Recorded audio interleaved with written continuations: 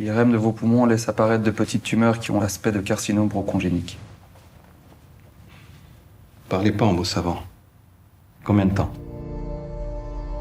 Mon personnage s'appelle Saïd, c'est le dirigeant de la Syrie où toute l'histoire se déroule.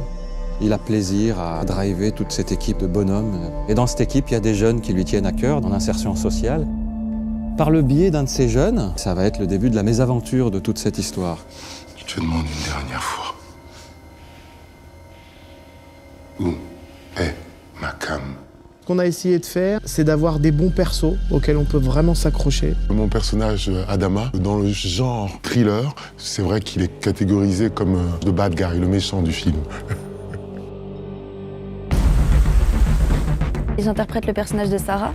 C'est la fille du rôle principal, donc Saïd, le patron de la Syrie. Ce qu'on ne voit pas dans le film, que Julien m'a expliqué, c'est qu'elle a eu un accident en fait, de voiture quand elle était petite, ce qui l'a rendue sourde. En fait, elle est vraiment dans sa bulle. Et quand du coup, t'as des mecs de cité qui débarquent, qui arrivent, des armes, des histoires de drogue, ça tire dans tous les sens et tout. Pour elle, c'est un choc. Elle est complètement perdue face à ça.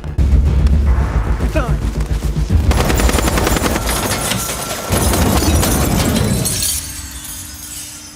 On s'est vraiment pris la tête pour essayer d'avoir toutes ces séquences qui sont assez haletantes et qui prennent le spectateur. On est dans de l'organique, en plus on l'est dans une série, donc on est dans de la chair, dans des machines, dans des impacts.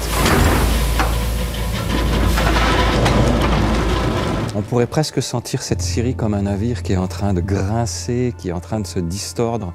Les attentes, les silences, les respirations, les regards.